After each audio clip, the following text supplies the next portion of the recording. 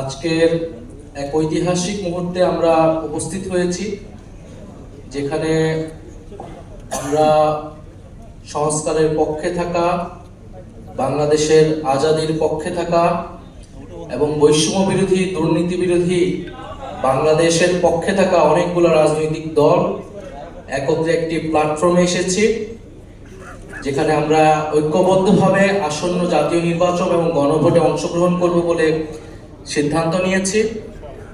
ফলে এটা আমাদের এক ঐতিহাসিক মুহূর্ত, ঐতিহাসিক যাত্রা।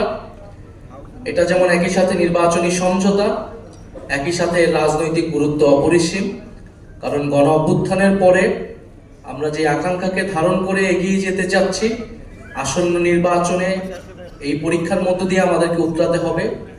ফলে আমাদের সেই গণ অভ্যুত্থানের আকাঙ্ক্ষিত বাংলাদেশ, আমাদের মহান মুক্তিযুদ্ধের সাম্য, মানবিক মর্যাদা এবং সামাজিক সুবিচারের বাংলাদেশ, এবং আমাদের 1947 সালের যে আজাদির লড়াই, সকল ঐতিহাসিক লড়াইকে ধারণ করে আমরা এই আসন্ন নির্বাচন এবং গণভোটে একত্রে কাজ করব, ঐক্যবদ্ধ কাজ করব।